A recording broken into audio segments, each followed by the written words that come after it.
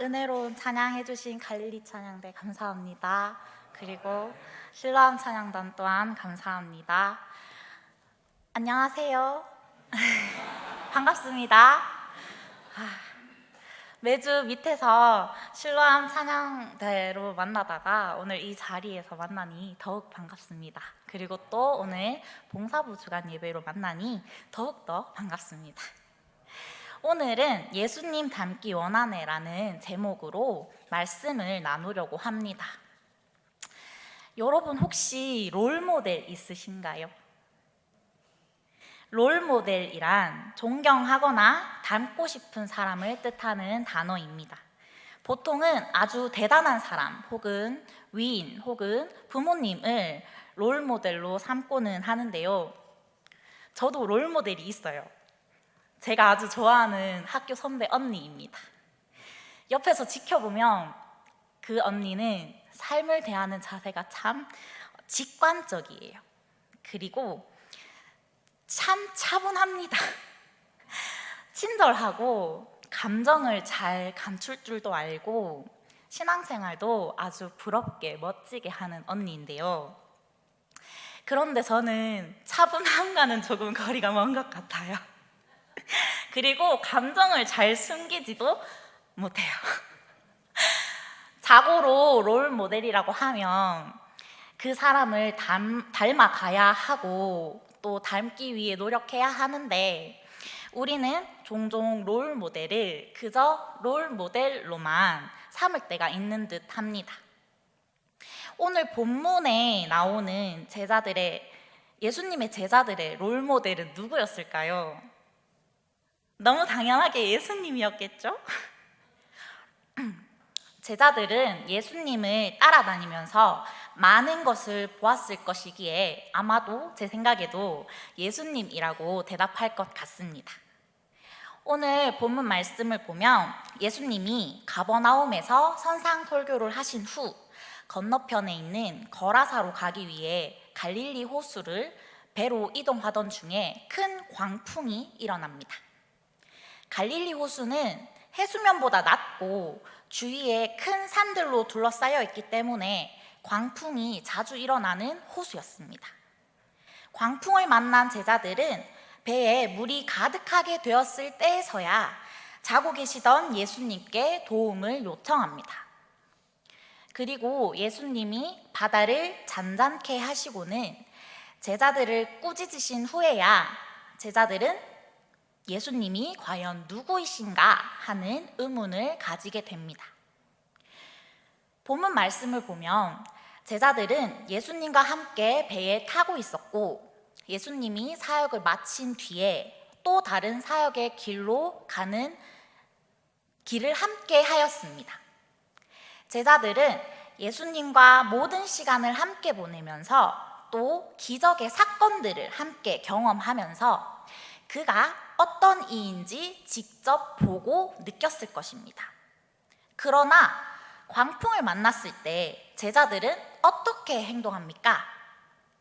그들은 예수님과 함께 있었던 일은 모두 다 잊어버리고 주무시던 예수님을 깨워서 우리가 죽게 되었는데 왜 우리를 돌보지 않으시냐 하며 예수님을 따르는 제자의 모습이 아닌 자기 자신의 본 모습으로 돌아가서 예수님에게 자신들의 방법으로 문제를 해결해 줄 것을 요구하는 모습을 볼 수 있습니다. 오늘 우리는 어떻습니까? 우리에게도 이 제자들의 모습이 보이지는 않으십니까? 우리 또한 이와 같지 않을까요?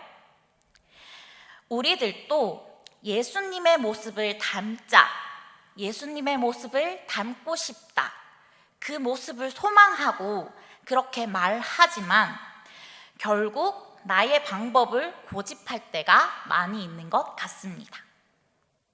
오늘 말씀을 통해서 예수님을 닮아간다는 것이 무엇인지 한 번 더 생각하는 시간이 되시길 바랍니다.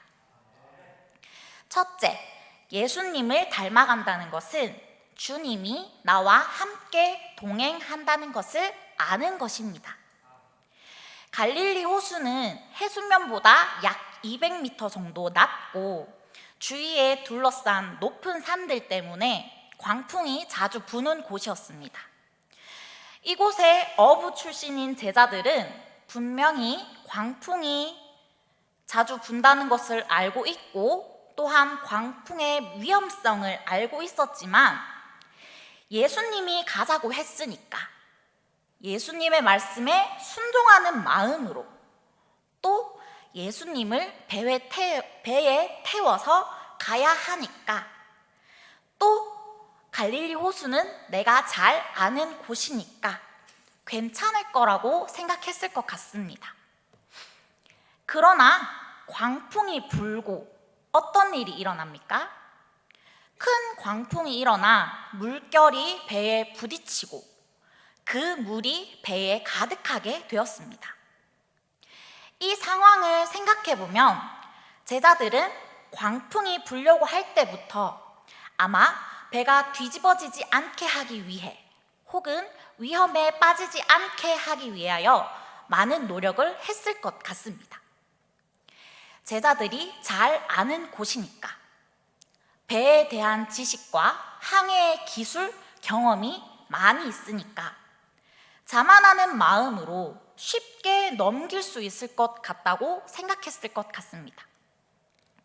그러나 광풍은 배에 물이 가득하게 될 때까지 멈추지 않았고 제자들은 그제서야 우리가 죽게 되었다라고 생각하며 주무시는 예수님을 깨우게 됩니다.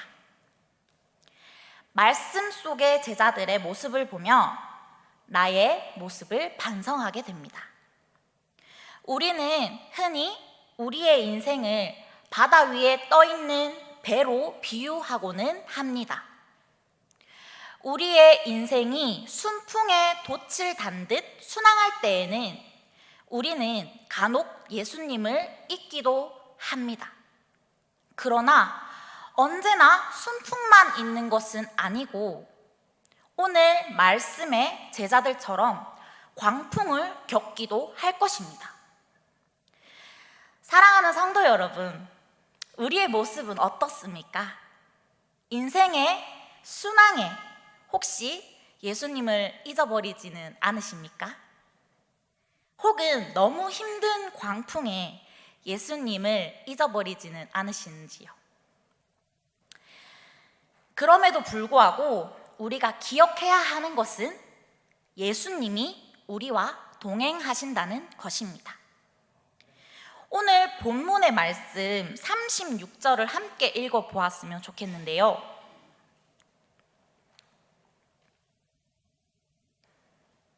그들이 무리를 떠나 예수를 배에 계신 그대로 모시고 가매 다른 배들도 함께 하더니. 아멘. 이 36절의 말씀을 보시면 제자들이 탄 배와 다른 배들도 함께 호수를 건너기 위해 움직인 것을 알 수 있습니다. 겉으로 보면 다 같은 배겠지만 큰 차이점이 하나 있습니다. 바로 제자들이 탄 배에는 만유의 주이신 예수님이 함께 타고 계셨다는 것입니다. 오늘 우리가 잊지 말고 기억해야 하는 것도 이것입니다.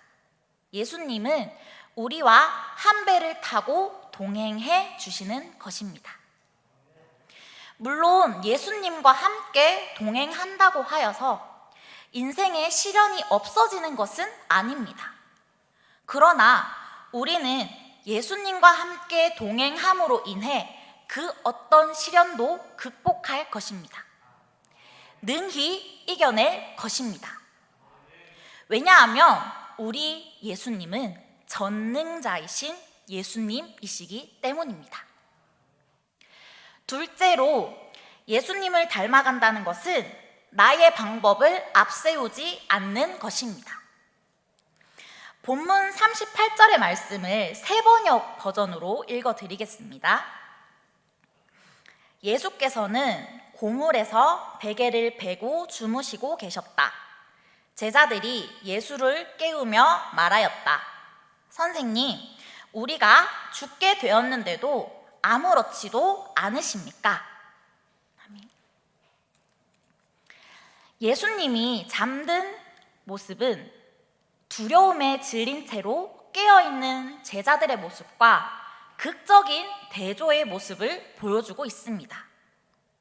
이것은 예수님과 제자들 사이에서 천지 만물을 지으신 하나님께 대한 신뢰의 차이를 보여주고 있습니다. 예수님께서는 하나님을 온전히 신뢰하기 때문에 광풍 속에서도 두려워하지 않고 잠을 잘 수 있으셨지만, 제자들은 예수님과 함께 있음에도 불구하고 자신들이 죽게 되었다며 두려워하는 것입니다. 또한 본문에서 사용되고 있는 선생님이여는 제자들이 아직 자신들과 배에 함께 타고 계신 예수님이 어떤 분인지, 어떤 권세를 가지고 있는지 제대로 알지 못하는 모습을 보여주고 있습니다. 그래서 제자들은 우리가 죽게 되었는데도 아무렇지도 않으십니까? 하며 조금은 격양되어 있는 모습을 보이기도 합니다. 얼른 예수님이 일어나서 같이 배에 있는 물을 퍼내든지 아니면 헤엄을 쳐서 저기 무트로 가자 하시던지 하는 결정을 내려주기를 바랐을 것 같습니다. 우리는 이렇게 불안해하면서 두려워하는데 예수님만 혼자 편하게 주무시는 것에 대한 원망도 있었을 것입니다. 이런 태도는 앞서 봤듯이 예수님의 능력을 인지하지 못하는 제자들의 무지를 보여줌과 동시에 하나님의 아들이신 예수님의 죄를 구원하기 위해 보내신 그리스도인 것을 믿지 못하는 모습까지 보여주고 있습니다. 당장의 광풍 때문에 예수님을 신뢰하지 못하고 나의 방법으로 문제를 해결하길 원하는 모습이 시련 앞에 떨며 불안해하며 내가 원하는 방법으로 문제를 해결하길 원하는 우리의 모습처럼 보이지는 않으십니까? 말씀을 한 절 읽어드리겠습니다. 예레미야 33장 2절에서 3절의 말씀입니다. 이를 행하시는 여호와, 그것을 만들며 성취하시는 여호와, 그의 이름을 여호와라 하는 이가 이와 같이 이르시도다. 너는 내게 부르짖으라. 내가 내게 응답하겠고 내가 알지 못하는 크고 은밀한 일을 내게 보이리라. 아멘. 우리가 공경에 처했을 때 할 수 있는 최선의 방법은 기도입니다. 기도는 우리가 전능하신 하나님의 능력을 덧입을 수 있는 통로입니다. 찬양 가사 중에 이런 가사가 있습니다. 주님보다 앞서지 않고 겸손하게 주님의 말씀을 기다리니 주님 손에 우릴 드립니다. 사랑으로 인도하소서. 설교 말씀을 묵상하면서 떠오른 찬양의 가사입니다. 나의 방법을 앞세워 문제를 해결하는 것이 아닌 하나님의 방법을 알 수 있도록 기도해야 합니다. 우리 주님께서는 이미 우리에게 필요한 것을 예비하셨다는 것을 믿고 주님의 방법을 구하는 저와 여러분이 되시기를 바랍니다. 세 번째로, 주님을 닮아간다는 것은 주님의 방법에 순종하는 것입니다. 괴테는 인생을 실패하게 하는 두 가지 요인이 있다고 말하였습니다. 하나는 공포심이고 하나는 자만하는 마음입니다. 우리의 인생에 광풍이 불 때 공포심이 생길 것입니다. 그 공포심은 우리로 하여금 판단력을 흐트러뜨릴 것입니다. 또한 우리의 인생에 순풍이 불 때에는 자만하는 마음이 생길 것입니다. 그 자만하는 마음은 우리로 하여금 조심성이 사라지게 할 것입니다. 어떠한 경우에라도 우리가 붙잡을 것은 오직 주님 한 분뿐입니다. 오직 하나님만 의지하고 기도하며 믿고 나아가야 합니다. 참 하나님이자 참 인간으로 오신 예수님 또한 두려움으로 공포심에 휩싸여 기도를 하셨던 일이 있습니다. 마태복음 26장 36절에서 44절의 말씀을 보면 겟세마네 동산에서 3번에 걸쳐 하나님께 기도한 내용을 볼 수 있습니다.